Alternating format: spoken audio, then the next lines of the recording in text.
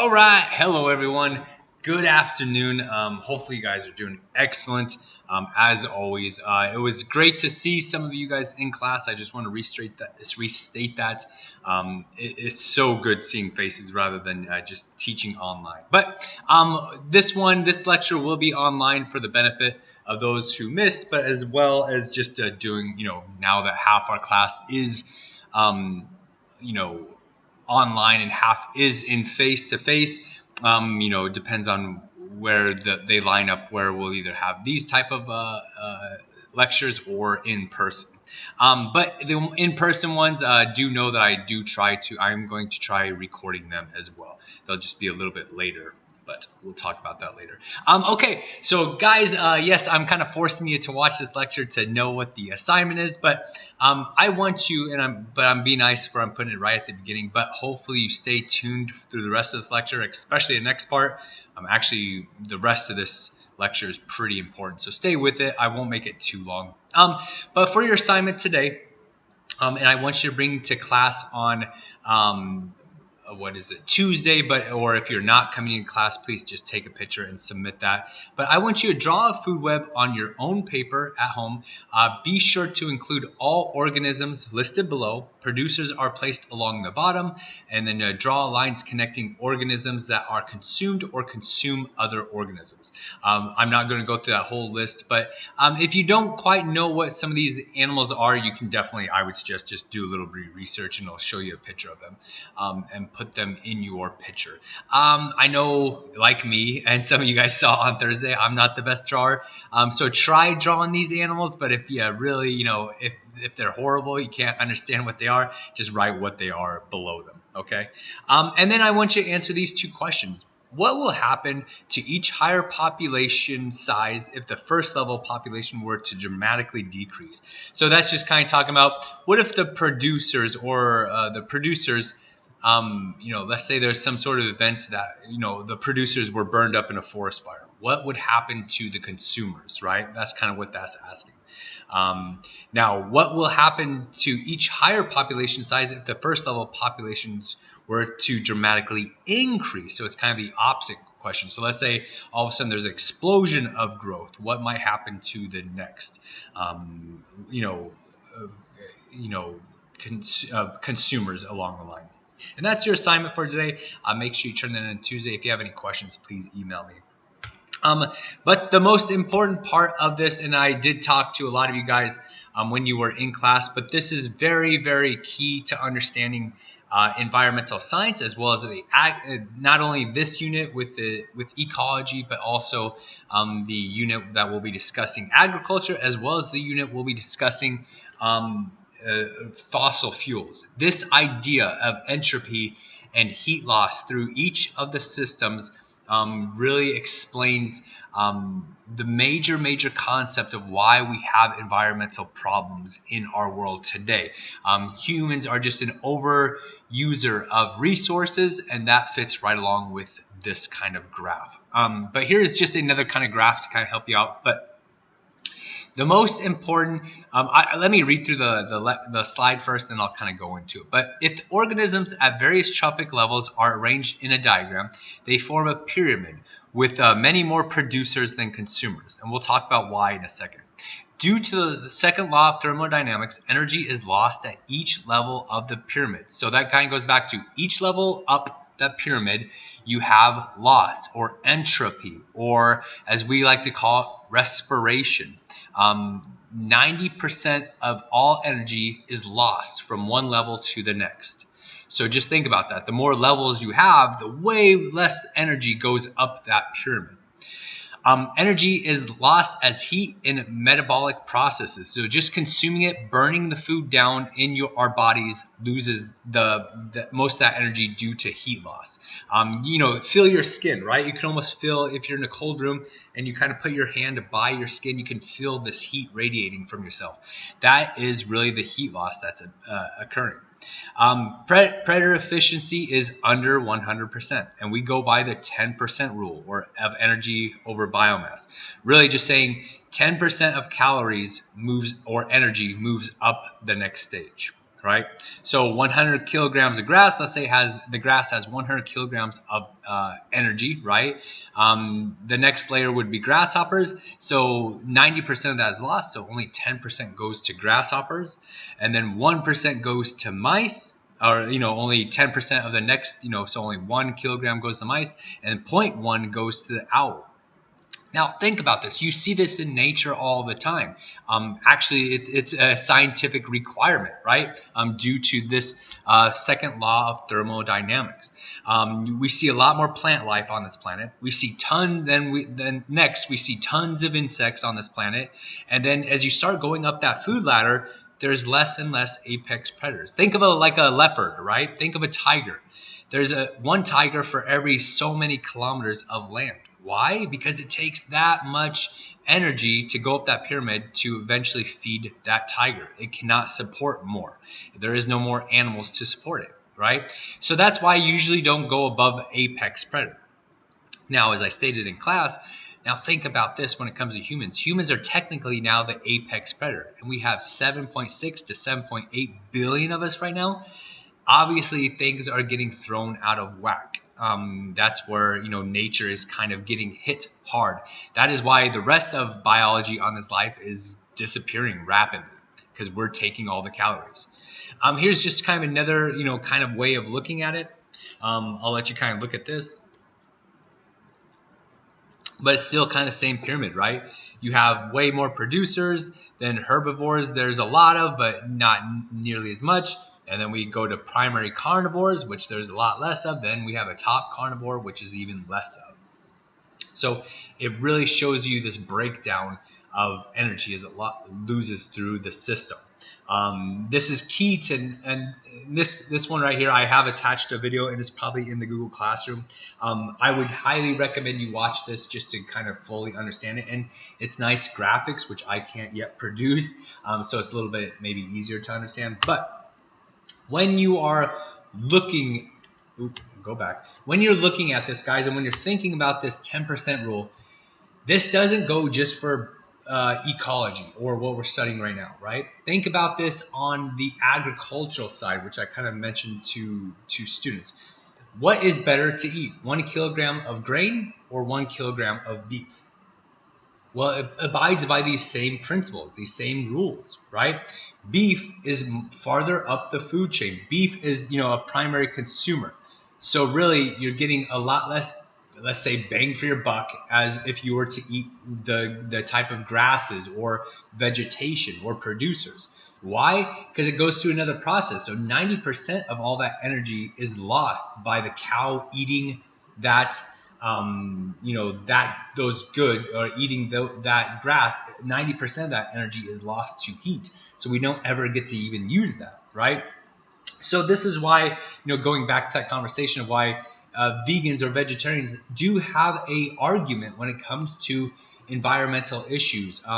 Technically, they are much better for the environment than let's say meat eaters, right? And once again, I'm coming from a family that grew up on eating pretty much all of our meals were like 50 to 75% meat, right? And now I'm starting to see how wrong that kind of was when it comes to a global environmental impact. There's actually, you eat one less cheeseburger a week, it would be the same as not driving for a week. How crazy is that? That is just the amount of energy that is required to produce that hamburger. Now, we will go into that much more specifically in the agricultural unit, but do know that this same law applies there, and it will also apply to, when we get to fossil fuels as well, because that, the law, it's really down to entropy, right? The sun is very low entropy, the most reliable source, a condensed packed source of energy, and then every time it goes up, the sun then goes into plants, 90% is lost. Then the next energy goes up, 90% is lost, 90% is lost, and 90% is lost. So as we go up that food chain, much more is lost for the environment. So do know that this is very key to understanding environmental science, and just key to understanding many of the processes we'll be discussing in the future. For those students, hopefully you've kind of, I did a drawing on the board. For those students who are, at home, not coming to class, which is absolutely okay, I would just recommend doing a little bit more investigation on this process, just to really, strike it home. Okay, moving on. Guys, that's kind of the key point to this lecture. That one. Now we're not done, because we are going to kind of go over some of those cycles. But these are just kind of cycles that are important to ecology and the whole existence of life. So we'll kind of briefly go through these. Please go through each one and really study each of them. They're very important. But the first one is the most important to life is hydrological cycle, right? You have been learning hydrological cycle since third grade. And it's really the path of water through the environment, this circular system, right? Back to systems discussion. Remember, we've talked about systems thoroughly. This is just another one. Solar energy is really what caps that off. Solar energy continually evaporates water that is stored in the oceans and land, and then and distributes water vapor around the globe. This condenses over land surfaces, supporting all terrestrial systems, and responsible for cellular metabolism, nutrient flow in ecosystems, and global distribution of heat and energy. Obviously, guys, you should know about the hydrological cycle, and do know that all life on Earth requires water to survive. So obviously, it's a fundamental system when we discuss, ecology in environmental science. And we will have actually a whole unit on water, but we're just kind of stressing it here. And this is just kind of a neat graphic to show you that water cycle. Please pause this if you need to take a look at it. Next one that we'll really need to understand is the carbon cycle. Do know that we, as living entities, all the living species on this planet are made of carbon as well. We're carbon, organisms. Now there is thought that on other planets they may be made of something different, silicone, for example. But we're obviously Earth science or environmental science, so we'll talk about what's on Earth. And so carbon is obviously another fundamental part of living beings on this planet. Carbon is stored everywhere. CO2. Guys, I do want to stress carbon. This is one that we'll talk about extensively. But obviously CO2, you know about pollution, you know about global warming and the causes affecting. But do you know that CO2 is not a bad thing? Do you know that CO2, all the CO2 that is on this planet, it may seem like we're having more now, right? CO2 up in the atmosphere. But technically, all the CO2 on this planet has always existed here. That's the key, right? I don't think we think about that enough. But what's happening, though, is we're changing it more from one form to another, right? So trees are a great example. Trees are a carbon store. That means this tree is storing a lot of carbon. Just the makeup of the tree is made of carbon. So if you cut that tree down and burn it, where does that carbon go? Up into the atmosphere. So we're adding it to the atmosphere. Also, in regards to in the underground, oil and coal, those are stores of carbon. What we're technically doing is those are kind of batteries under the ground. We take them up, we burn them, and we use them for energy. Well, where does that CO2 go then? We take it out of the ground, burn it, it goes up in the atmosphere. So really, the problem with global warming, and we'll learn this more, is that we're not necessarily increasing CO2, we're just changing its form and putting more of it into the atmosphere, where in the past it was more stuck in trees and plant life as well as coal and oil. So do look at this graph as well to kind of show you the carbon cycle, but do know that these things contain carbon, and carbon cycle goes through many forms. CO2 is in everything. It's stored in the ocean, stored in rock and the sand, but it's also stored in coal and oil and gases as well. Kind of going on. But the parts of the cycle that remove carbon dioxide from the atmosphere is vegetation, right? That's why trees are so good for the environment, because they technically are carbon scrubbers. They're carbon sinks. They absorb the carbon, turn it into more tree, and then that carbon is then stuck into tree life. So that's why we need more trees rather than less trees. And then the parts of the cycle that release carbon dioxide are called carbon sources. And burning of fuel generates huge quantities of carbon dioxide that cannot be taken up fast enough by the carbon sinks.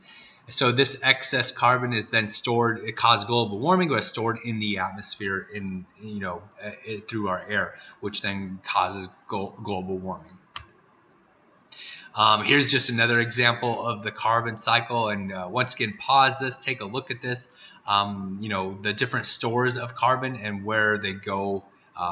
This good graphic here. I like this one because it has the forest burning, right? That's a carbon store. All these trees are carbon technically, but when they burn down, all that carbon then goes up to the atmosphere, which then causes global warming. Eventually, if we left it alone, that carbon would come back down, get stored in the ocean and back to underground, but that takes many thousands, if not millions of years to do. So really, what we're doing to our environment right now is kind of catastrophic and very quick compared to the whole overall time scale. Next one, phosphorus cycle. We won't speak on this one as much. We'll mainly speak on this one mainly in this one and the agricultural unit. But phosphorus is needed to make DNA, ATP, the energy currency of the cell, and other important biochemicals molecules. I don't need to know so much on that. Just know they're essential nutrients for plant life, and we'll kind of get into that. But phosphorus compounds are leached from rocks and minerals and transferred in aqueous form, taken in and incorporated by producers, passed on to consumers, right? Let's say, to grow corn, we need phosphates. It needs those nutrients. It takes them up and produces more plants, and then I eat that corn, then that phosphorus is in me, then eventually I waste it out, and it in my waste, and then it goes back into the system. The cycle takes a long time as deep ocean sediments are significant sinks. We'll talk about that later, where most of our phosphates are getting lost because it's getting it flows through. Let's say you go to the bathroom, right? That you flush the toilet, it goes out to the rivers then go out to the oceans, then a lot of that phosphorus is then stored at the bottom of the ocean, which takes a long time to come back up to us. Just know phosphorus doesn't have any atmospheric component. It doesn't turn into a gas. And here this is. Take a quick, pause this and look at this one as well. But like I said, we'll definitely be talking about this one in the agricultural unit a bit more, but you should at least understand the basic components of it now. And the last one is, actually, is there two? No, there's two more. Yeah, I can't forget about nitrogen. Sulfur, this is probably the least one we'll talk about, but most sulfur is tied up in underground rocks and minerals. Inorganic sulfur is released into air by weathering and volcanic eruptions, and cycle is complicated by large number of oxidation states and elements can assume. Human activities release large amounts of sulfur primarily by burning fossil fuels, and an important determinant in rainfall acidity. This one, this is more through natural processes, but this is the big causer of, acid rain, as we'll talk about in our air pollution unit. But just know it kind of goes through the same kind of system where it's a natural element, but we're getting too much of it in the atmosphere, like CO2, which is changing the world around us. And last but certainly not least, this kind of goes along with phosphates, but we'll definitely be talking about this in the agriculture unit, is the nitrogen cycle. Once again, nitrogen is used from plants to make proteins and nucleic acids such as DNA. Plants take up inorganic nitrogen from the environment and build protein molecules, which are later eaten by consumers, so just like phosphates. Nitrogen-fixing bacteria change nitrogen to a more useful form by combining with hydrogen to make ammonia. And then, I guess you don't technically need to know that. I think for environmental science, really know that nitrogen is part of the whole atmosphere, right? It's part of the whole system, and it's taken up by plants as a nutrient. Then we eat them and it goes into our bodies, or it goes into maybe, let's say, herbivores, and then we eat the herbivores, but it goes through the system and then it gets released back into the environment. It's an important process of the whole, ecosystem or systems for, which we need to survive. It is good to know that, especially in our agriculture unit, members of the bean family, legumes, have nitrogen-fixing bacteria living in their root tissue. So beans, we'll talk about, are good for the environment because they put nitrogen back directly into the soil. They're a plant that actually evolved to do that, which then helps the soil. So legumes are an essential part of many environments. Um, Nitrogen re-enters the environment through death of organisms or excrement, right? Waste, and then it can go into the atmosphere when bacteria breaks it down and then breaks it into a gas. And humans have profoundly altered the nitrogen cycle via the use of synthetic fertilizers, nitrogen-fixing crops, and fossil fuels. And we'll talk about this as eutrophication, how we're overusing nitrates in some areas, which then is causing disastrous effects. But we will learn that more in our pollution unit. Yeah, I know. It feels like this unit or this was really a lecture on things we'll be discussing, but it's obviously important to living life and ecology. That's why we started here, but we will go into much of these topics later on in life. And here's just another couple, but you can pause this about the nitrogen cycle. And nitrogen nodules on bean plants. Here's what it looks like, and this is the actual nodules that put nitrogen back into it. So do know that legumes and beans are very important to environmental science. And that is it, ladies and gentlemen. Didn't make it too long. Obviously, you can watch this for Wednesday and Thursday, but please do that assignment and turn that in next week. Okay. All right, guys. Take care. Be ready for your quiz, which is Thursday or Friday, I should say. I keep saying Thursday, but we'll see you then. All right. Take care.